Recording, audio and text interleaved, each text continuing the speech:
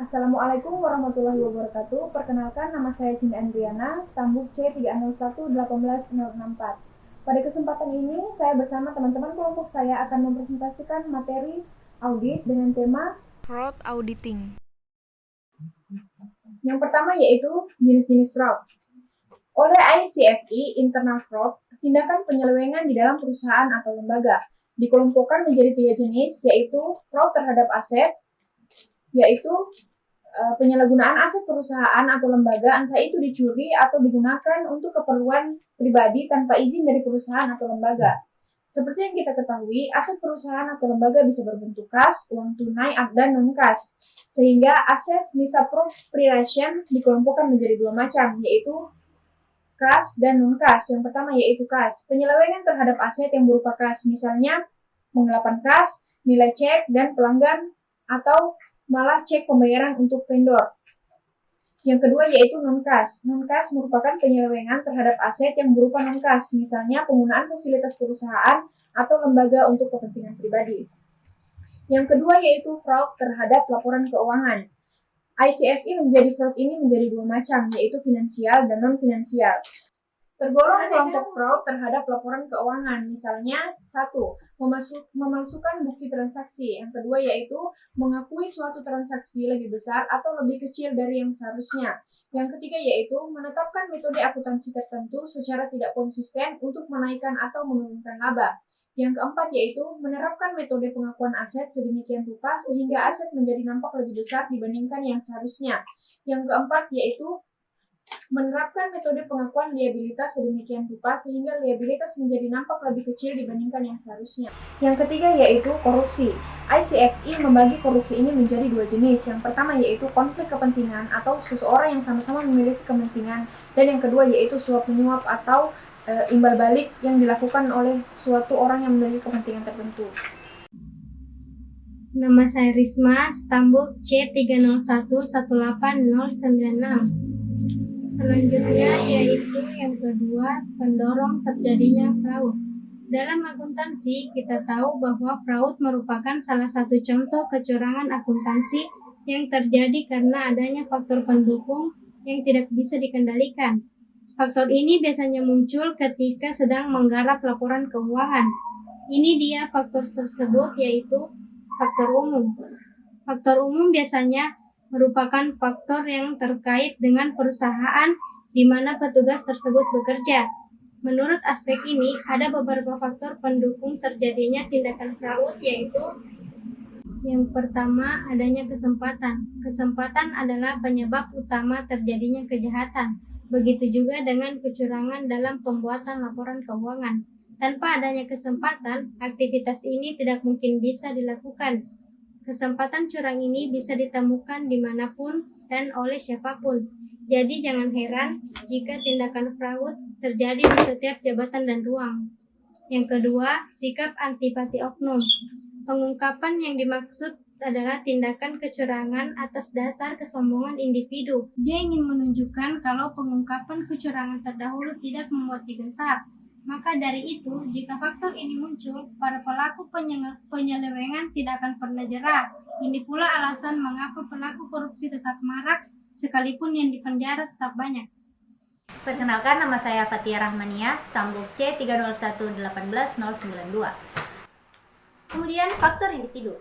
Faktor individu adalah tindakan fraud yang dilakukan karena sang pelaku memang memiliki itikat tidak baik. Menurut aspek ini, faktor pendukungnya ada 2, yaitu pertama, sifat dasar tamak. Ketamakan manusia terkadang menjadi penyebab ia berbuat curang, padahal perusahaan telah memberikan kompensasi cukup besar. Namun, sifat tamak membuat setiap karyawan melakukan tindakan fraud saat mereka memiliki celah atau kesempatan. Perkenalkan, nama saya Septian, stambuk C301-18065. Mengukur resiko fraud. SAS 99 memberikan pedoman kepada auditor dalam mengukur risiko kecurangan. Auditor harus menjaga suatu tingkat skeptisisme profesional ketika mereka mempertimbangkan informasi yang luas, termasuk faktor-faktor risiko kecurangan untuk mengidentifikasi dan menghadapi risiko kecurangan. Yang pertama yaitu skeptisisme profesional. Dalam SAS 1, dalam melaksanakan skeptisisme profesional, Auditor tidak mengasumsikan bahwa manajemen tidak jujur, tetapi juga tidak mengasumsikan kejujuran absolut. Untuk mempertahankan skeptisisme profesional tersebut, ada dua hal yang harus diingat. Yang pertama, pikiran yang selalu mempertanyakan. Auditor harus selalu mempertimbangkan kerentanan klien terhadap kecurangan, tanpa memperhitungkan kemungkinan kejujuran atau integritas manajemen. Terus, mengevaluasi kritis atas bukti audit. Maksudnya, setiap indikasi atau temuan harus dievaluasi dan dipelajari secara mendalam. Kemudian, sumber informasi untuk menilai risiko kecurangan. Sumber informasi yang digunakan untuk menilai risiko kecurangan ada 5 sumber, yaitu yang pertama, komunikasi di antara tim audit. Diskusi dilakukan menyangkut hal-hal sebagai berikut. Yang pertama, bagaimana dan di mana kemungkinan letak salah saji yang material akibat kecurangan. Pertimbangan yang diperlukan adalah ketiga faktor yang telah dibahas sebelumnya, yakni insentif atau tekanan, kesempatan, dan sikap rasionalisasi. Kemudian, bagaimana manajemen dapat melakukan dan menutupi pelaporan keuangan yang curang. Yang ketiga, bagaimana seseorang dapat menyalahgunakan aktiva. Selanjutnya, bagaimana auditor menanggapi kerentanan salah saji yang material akibat kecurangan tersebut. Kedua, pengajuan pertanyaan kepada manajemen. Maksudnya, pertanyaan yang diajukan harus spesifik, termasuk kemungkinan manajemen mencurigai adanya kecurangan. Yang ketiga, faktor-faktor risiko. Ketiga faktor risiko yaitu insentif atau tekanan, kesempatan, dan sikap atau rasionalisasi. Perlu dipertimbangkan dengan semua informasi yang ada. Yang perlu diingat, kecurangan muncul tidak melulu karena adanya ketiga faktor tersebut secara signifikan. Yang keempat, prosedur analitis. Maksudnya, prosedur analitis dirancang sejak perencanaan audit. Bila hasilnya berbeda dengan ekspektasi, harus dievaluasi dengan memperhitungkan dengan informasi lain. Kemudian informasi lain. Maksudnya informasi ini dapat diperoleh di setiap tahap atau bagian audit ketika menilai risiko kecurangan. Dan kebanyakan dapat mengindikasikan risiko kecurangan yang lebih tinggi. Perkenalkan, nama saya Radi Sastra Miftah, stambuk C301-18082. SAS 99 mengharuskan auditor mendokumentasikan hal-hal yang bersangkutan dengan pertimbangan auditor mengenai salah saji yang material akibat kecurangan, yaitu yang pertama, diskusi antara personil tim penugasan selama tahap perencanaan audit tentang kerentanan laporan keuangan entitas terhadap kecurangan material. Kedua, prosedur yang ditempuh untuk memperoleh informasi yang diperlukan untuk mengidentifikasi dan menilai resiko kecurangan yang material. Yang ketiga, resiko khusus untuk kecurangan yang material yang sudah teridentifikasi. Yang keempat, alasan yang mendukung kesimpulan bahwa tidak ada resiko yang signifikan atas pengakuan pendapatan yang tidak tepat secara material. Kemudian yang kelima, hasil dari prosedur yang ditempuh untuk menghadapi resiko pengabaian pengendalian oleh manajemen. Yang keenam, kondisi dan hubungan analitis yang menunjukkan bahwa diperlukan prosedur auditing tambahan atau respon lainnya. 7. Sifat komunikasi tentang kecurangan yang disampaikan kepada manajemen, komite audit, dan pihak lainnya. Area fraud. Adapun beberapa area atau bagian yang dapat membuat atau hal yang membuat fraud itu terjadi, yaitu yang pertama, resiko kecurangan pendapatan dan piutang usaha. Akun-akun pendapatan dan piutang usaha yang bersangkutan serta kas sangat rentan terhadap manipulasi dan pencurian. Suatu studi yang disponsori oleh Committee of Sponsoring Organization atau bisa disingkat COSO menunjukkan bahwa 50% dari kecurangan pelaporan keuangan di Amerika Serikat menyangkut akan pendapatan dan piutang usaha. Demikian pula, karena penjualan seringkali dilakukan tunai atau segera bisa dikonversi ke kas, maka kas juga sangat rentan terhadap pencurian. Yang kedua, resiko kecurangan persediaan. Pada banyak perusahaan, persediaan seringkali merupakan akun terbesar, dan auditor sering menghadapi masalah dalam memeriksa keberadaan dan penilaian persediaan.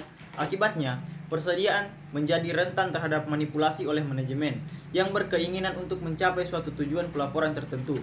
Selain itu, karena persediaan seringkali juga berbentuk barang yang siap dijual, maka perusahaan juga rentan terhadap penggelapan. Assalamualaikum warahmatullahi wabarakatuh. Perkenalkan, nama saya Tri Utari Madao dengan nomor stambuk C301-18008. Pada kesempatan kali ini saya akan melanjutkan materi dari bagian fraud. Yang ketiga yaitu risiko kecurangan pembelian dan utang usaha.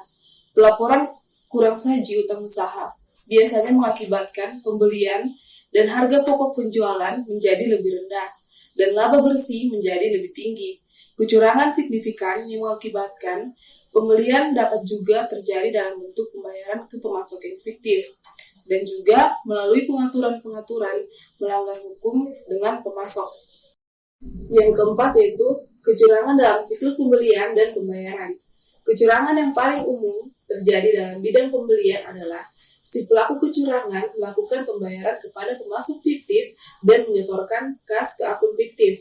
Kecurangan seperti ini bisa dicegah apabila pembayaran hanya dimungkinkan dilakukan kepada pemasok yang telah disetujui oleh perusahaan dan setelah dokumen pendukung pembelian diperiksa dengan teliti oleh petugas yang telah ditetapkan perusahaan setelah pembayaran dilakukan. Dalam kasus kecurangan lain, pegawai bagian utang usaha mencuri cek yang akan dikirim ke pemasok yang sah. Perkenalkan, nama saya Febrianti, nomor sambung C30118126. Di sini saya akan menjelaskan tentang area lain risiko kecurangan, di mana meskipun jumlah akun lebih rendah pada akun lainnya, pada hakikatnya setiap akun bisa dimanipulasi. Berikut beberapa akun yang dengan risiko spesifik untuk terjadinya pelaporan yang mengandung kecurangan atau penyelewengan. Yang pertama itu terdapat aset tetap. Aset tetap ini sering menjadi target manipulasi, terutama perusahaan-perusahaan yang belum memiliki persediaan atau piutang usaha yang material. Sebagai contohnya itu, perusahaan bisa mengkapitalisasi beban reparasi atau beban operasi lainnya sebagai aset tetap. Kecurangan semacam ini mudah terdeteksi apabila auditor memeriksa bukti pendukung penambah aset tetap. Namun demikian, kasus-kasus pelaporan keuangan yang mengandung kecurangan di masa lalu seperti kasus WorldCom yang telah melibatkan pengkapitalisasian aset yang tidak tetap.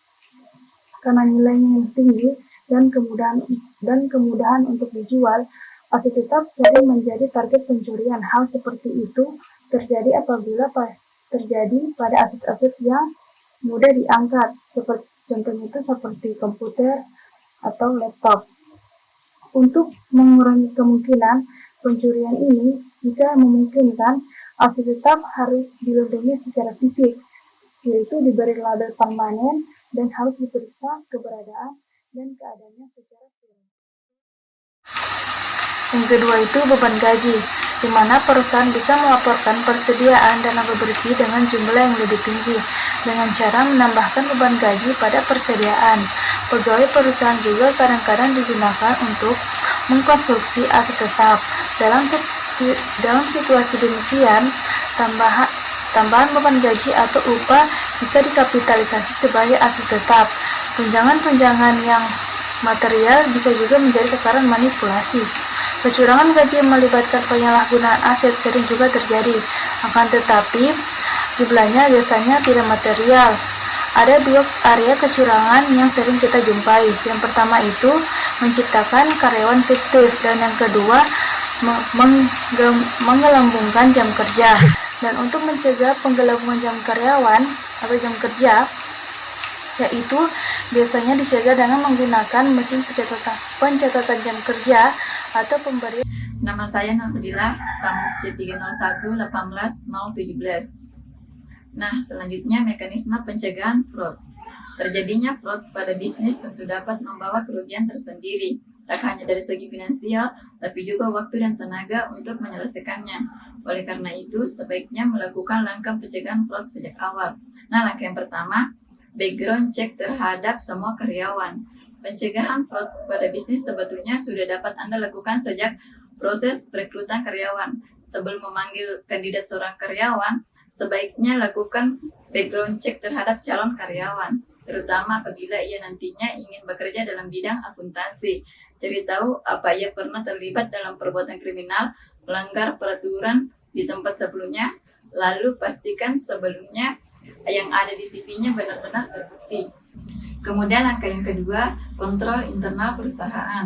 Kontrol internal adalah rencana atau program yang diterapkan untuk menjaga aset perusahaan, memastikan integritas transaksi dan laporan keuangan, serta mencegah fraud. Cara terbaik untuk melakukan hal ini adalah dengan membagi tugas dan tanggung jawab dari beberapa karyawan yang berbeda. Misalnya menugaskan satu karyawan untuk menangani kasir, satu karyawan untuk mencatat laporan keuangan, dan satu karyawan sebagai supervisor. Selain itu, lakukan pula kontrol internal sebagai dokumentasi untuk meminimalisir terjadinya fraud. Perkenalkan, nama saya Agung Prasetyo, stambuk C301-18079. Kemudian mekanisme pencegahan yang ketiga yaitu menerapkan sistem pelaporan fraud secara anonim. Kita tentu tidak bisa terus-menerus pasang mata untuk memantau terjadinya fraud. Oleh sebab itu, menerapkan saja sebuah sistem di mana karyawan bisa melaporkan tindakan fraud secara anonim jika mereka mengetahuinya. Inilah mengapa Slacker Accounting dapat sangat membantu. Berbasis sistem call, Slacker Accounting dapat diakses dari mana saja dan kapan saja selama ada akses internet. Dengan begitu, karyawan bisa dengan mudah memantau laporan keuangan. Sebelumnya, jelaskan tindakan-tindakan apa saja yang termasuk fraud dan tanda-tandanya. Beritahu juga kepada karyawan bahwa laporan mereka akan ditangani secara rahasia. Yang keempat yaitu meminta bantuan accounting. Pertimbangan untuk merekrut jasa accounting terpercaya. Selain untuk mengelola finansial, ia juga dapat membantu menjadwalkan audit secara rutin. Biasanya, bila karyawan tahu bahwa perusahaan rutin melakukan audit atau pengecekan, mereka akan cenderung untuk bekerja secara jujur. Di samping itu, accounting pun bisa membantu Anda menjaga efektivitas kontrol finansial dalam internal perusahaan, terlebih dengan bantuan software akuntansi secara Slacker Accounting.